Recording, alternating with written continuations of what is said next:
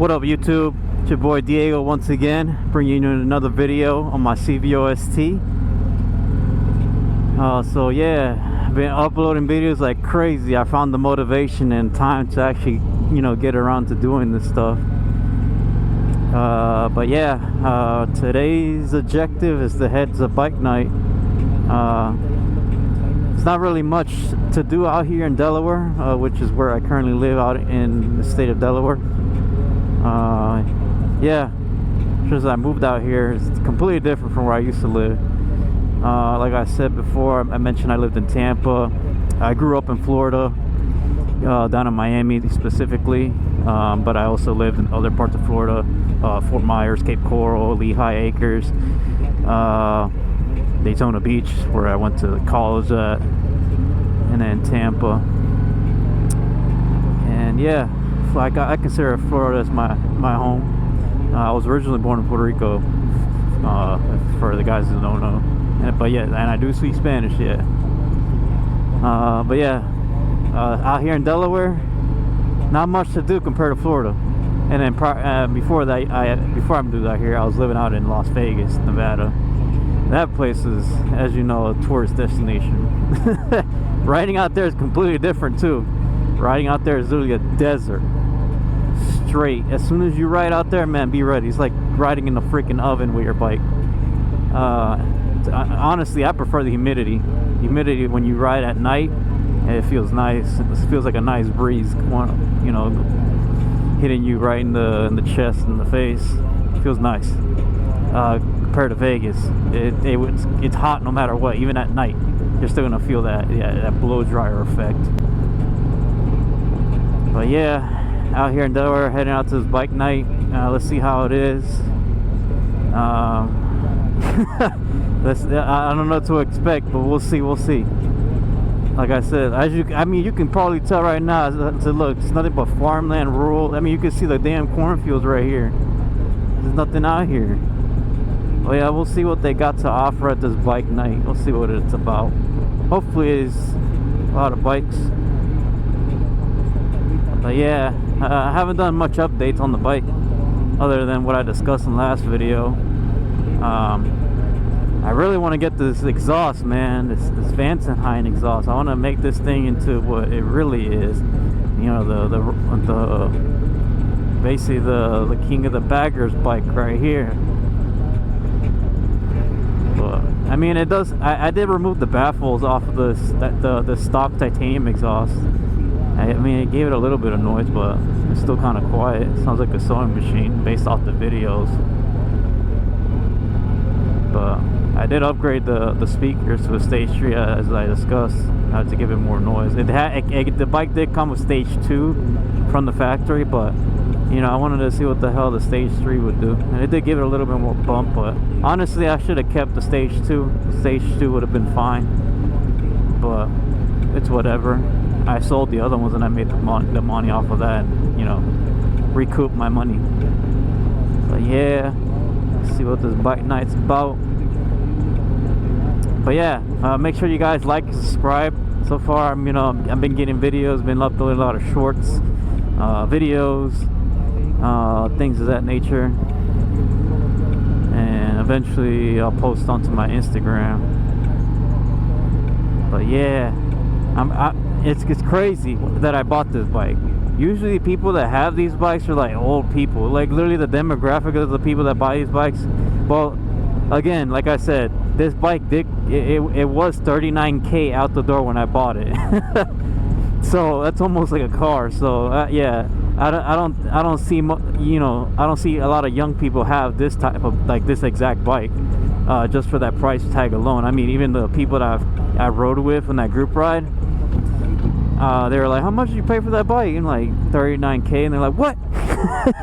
Yeah, they were in disbelief. They're like, why would you pay that much for a bike? Well, I mean, that's the bike I wanted.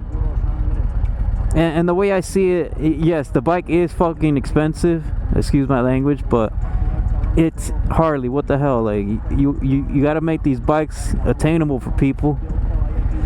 I get it that it has all these nice things on it, but you should make like a King of the Baggers bike that's, you know, a replica that's more accessible. I mean, look at all the sport bikes. All those sport bikes are basically the replicas of the actual, like the actual MotoGP bikes, but you know, they're not freaking priced at like 80K, unless you're like going for like the actual real thing, which they do actually sell the MotoGP bikes, which is crazy. I mean Ducati too. Look, Ducati.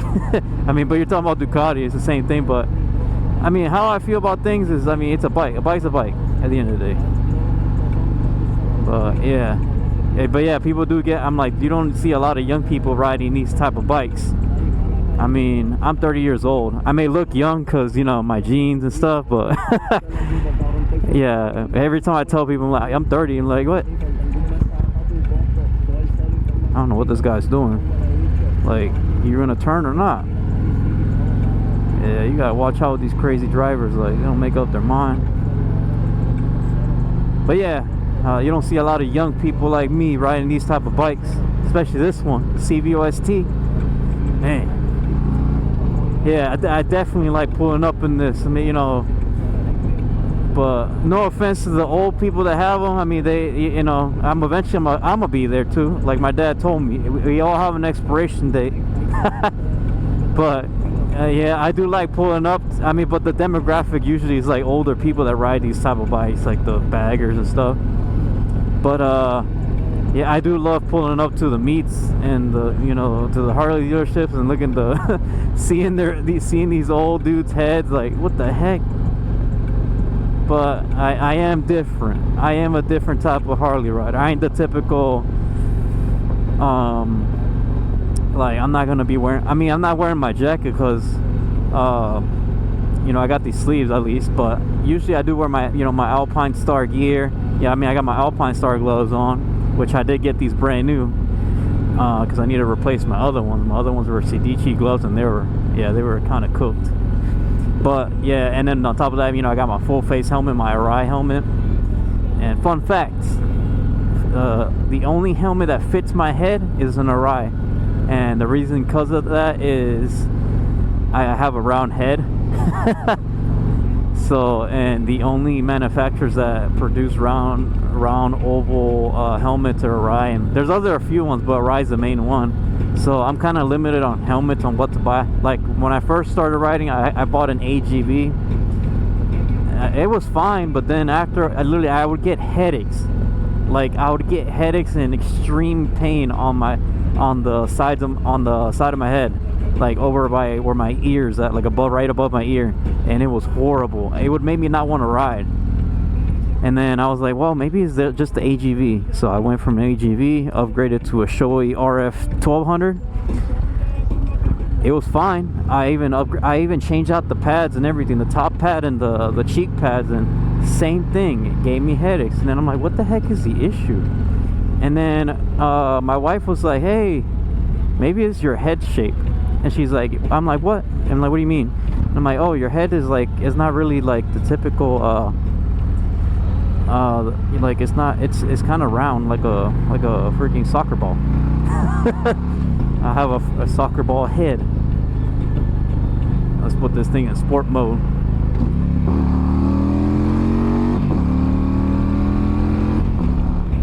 Heck yeah. Let's go. But yeah, yeah, sorry about that. Got too excited. I mean, it's not this bike's not fast, but you know, it's fast for what it is. I had fun on it. But yeah.